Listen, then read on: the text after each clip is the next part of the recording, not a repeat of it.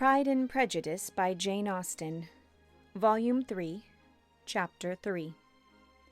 Convinced as Elizabeth now was that Miss Bingley's dislike of her had originated in jealousy, she could not help feeling how very unwelcome her appearance at Pemberley must be to her, and was curious to know with how much civility on that lady's side the acquaintance would now be renewed.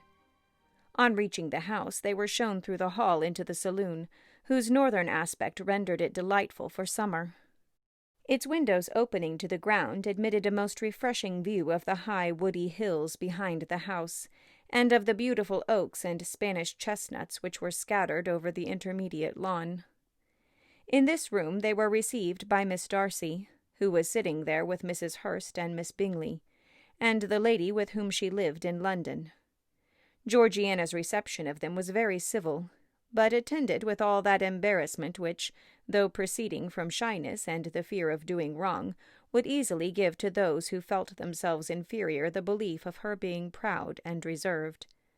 Mrs. Gardiner and her niece, however, did her justice, and pitied her.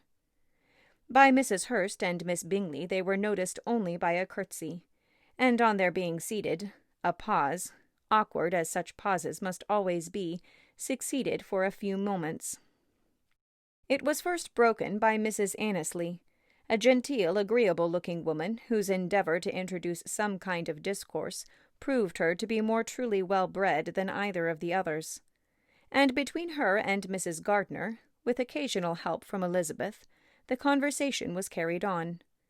Miss Darcy looked as if she wished for courage enough to join in it, and sometimes did venture a short sentence, when there was least danger of its being heard. Elizabeth soon saw that she was herself closely watched by Miss Bingley, and that she could not speak a word, especially to Miss Darcy, without calling her attention.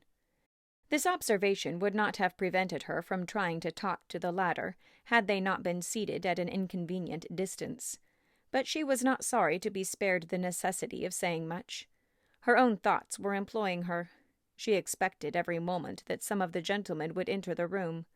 She feared that the master of the house might be amongst them, and whether she wished or feared it most, she could scarcely determine. After sitting in this manner a quarter of an hour, without hearing Miss Bingley's voice, Elizabeth was roused by receiving from her a cold inquiry after the health of her family. She answered with equal indifference and brevity, and the other said no more. The next variation which their visit afforded was produced by the entrance of servants with cold meat, cake, and a variety of all the finest fruits in season. But this did not take place till after many a significant look and smile from Mrs. Annesley to Miss Darcy had been given, to remind her of her post. There was now employment for the whole party, for though they could not all talk, they could all eat, and the beautiful pyramids of grapes, nectarines, and peaches soon collected them round the table. While thus engaged, Elizabeth had a fair opportunity of deciding whether she most feared or wished for the appearance of Mr. Darcy, by the feelings which prevailed on his entering the room. And then, though but a moment before she had believed her wishes to predominate, she began to regret that he came. He had been some time with Mr. Gardiner, who, with 2 or 3 other gentlemen from the house, was engaged by the river, and had left him only on learning that the ladies of the family intended a visit to Georgiana that morning. No sooner did he appear than Elizabeth wisely resolved to be perfectly easy and unembarrassed, a resolution the more necessary to be made, but perhaps not the more easily kept, because she saw that the suspicions of the whole party were awakened against them, and that there was scarcely an eye which did not watch his behaviour when he first came into the room. In no countenance was attentive curiosity so strongly marked as in Miss Bingley's, in spite of the smiles which overspread her face whenever she spoke to one of its objects. For jealousy had not yet made her desperate, and her attentions to Mr. Darcy were by no means over. Miss Darcy, on her brother's entrance, exerted herself much more to talk, and Elizabeth saw that he was anxious for his sister and herself to get acquainted, and forwarded as much as possible every attempt at conversation on either side. Miss Bingley saw all this likewise, and in the imprudence of anger took the first opportunity of saying with sneering civility, "Pray, Miss Eliza, are not the shire militia removed from Meryton? They must be a great loss to your family." In Darcy's presence she dared not mention Wickham's name, but Elizabeth instantly comprehended that he was uppermost in her thoughts, and the various recollections connected with him gave her a moment's distress. But, exerting herself vigorously to repel the ill-natured attack, she presently answered the question, in a tolerably disengaged tone. While she spoke, an involuntary glance showed her Darcy with an heightened complexion, earnestly looking at her, and his sister overcome with confusion, and unable to lift up her eyes. Had Miss Bingley known what pain she was then giving her beloved friend, she undoubtedly would have refrained from the hint.